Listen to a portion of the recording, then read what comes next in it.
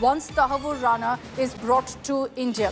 What is the protocol to be followed? Shivani and Amit told you about that. He will be also produced before the special NIA court in Delhi, which is where the judge will officially hand over custody to the National Investigative Agency. There's a team of the NIA that's currently accompanying Tahawwur Rana from the US to India. They're on board that special aircraft in which he's being brought to India right now. Now, we also understand that there are holding cells in the NIA headquarters, as is there in Tihar as well. So these high security holding cells are also on standby. There's a question mark right now on whether he'll be taken to Tihar jail later in the day, in the evening. Will he spend his first night in India in Tihar, or will he be in the NIA headquarters? Remember, the NIA headquarters also have these holding cells, so there's a possibility that Rana will be kept there, because the NIA will hit the ground running. They don't want to waste any time. As soon as he reaches Indian soil and those formalities are completed, the custodial interrogation will kick in. He will be confronted with all evidence. Remember, the government has prepared a massive dossier that talks about Tahawur Rana's role, that talks about how Rana helped Headley and was in touch with the LET. Over 200 conversations recorded with the Indian government. All of that will be used to confront Tahawur Rana. He will be asked about all the others who were involved in the 26/11 plot, which is crucial also for the investigation. And imagine, it's taken 17 years for us to get to this particular point. The big question of what exactly Pakistan's role was in 26/11, because Tahawur Rana was in touch with the ISI. That has been clearly established with concrete proof with our Indian agencies. So who in Pakistan was involved? What was the ISI's role? Who went ahead and ordered this kind of a hit on India in 2008? There are so many missing pieces in this puzzle. And Tahawwur Rana's testimony, what he says to the NIA, is crucial really in taking this case forward as well. Remember that Tahawwur Rana had travelled to India. He was with his wife, had stayed at the Taj Hotel. So there was also question about whether he was part of the recce team. Because so far, while he was very much a part of the plotting, he helped David Headley. But did he also conduct a recce of sorts for the LET? That's something that our officials want to know.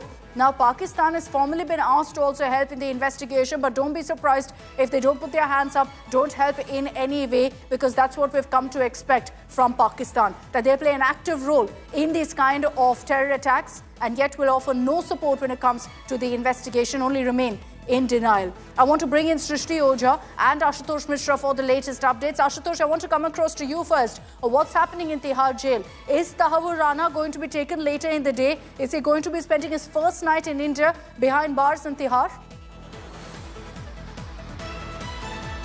Very unlikely, because once he is formally arrested on the Indian soil by the investigative agency, then certain questionnaire will be required. Of course, his medical test, he'll be virtually produced to the NIA court, what we could anticipate so far. Of course, there are prisons that have been made on standby, including one here at Tihar jail, the high security prison, subsequently a high prison cell in Mumbai's Arthur Road jail, and in Pune's Yarwada jail. So there are high security cells where you have a most wanted terrorist, be after conviction. Most of these terrorists have been kept in these high security prisons. Now, looking at the high asset value that Tahawwur Rana holds, remember, investigation already has been completed. If you remember, India has already given a number of dossiers to Pakistan, including the role of Jamaat-ud Dawa's chief Hafiz Saeed, Zakir Rahman, Lakhvi, and several others. So investigations already been completed, and only on based of those evidence and the investigation, the American court were agreed to extradite Tahawwur Rana. What we with the investigative agency, as far as knowing his practical role, logistic role,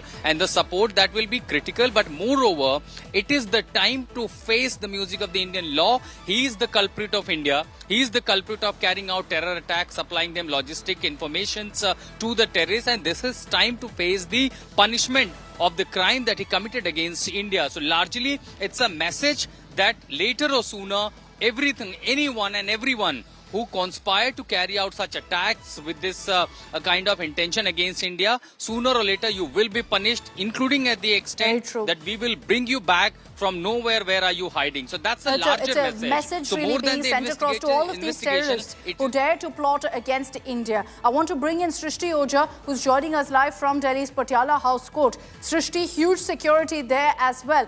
Now, at this point, there are questions about whether Tahawwur Rana will be produced virtually or in person in the court. But there is going to be a trial, and a crucial one at that, because the NIA will be formally seeking custody. Well, definitely, Akshata, it's a big question with regard to his production. Once arrested by the NIA, Tahawwur Rana will definitely have to be produced before the special NIA court.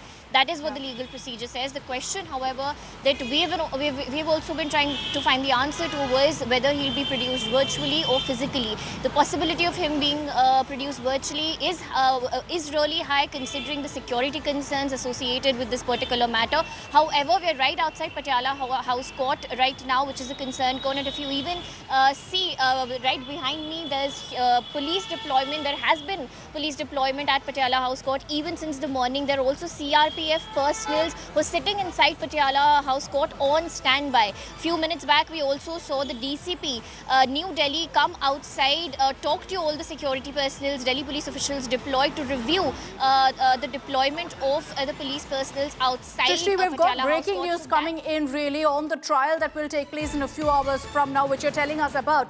Senior lawyer Dayan Krishnan could perhaps be also involved in this case, maybe helping the National Investigative Agency. He may lead the NIA prosecution. Remember that Narendra has been named as the special public prosecutor. So you'll essentially have a two-pronged legal fight.